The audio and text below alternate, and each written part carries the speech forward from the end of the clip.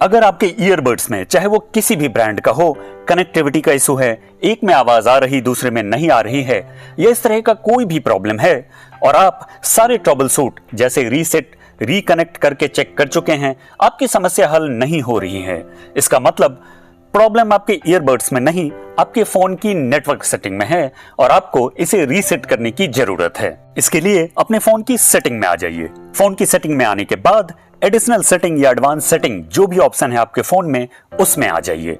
यहां आने के बाद बैकअप एंड रीसेट वाले ऑप्शन में आ जाइए और फिर रीसेट फोन वाले ऑप्शन में आ जाइए। यहां ऊपर दिख रहे रीसेट नेटवर्क सेटिंग में जाकर इसे रीसेट कर दीजिए।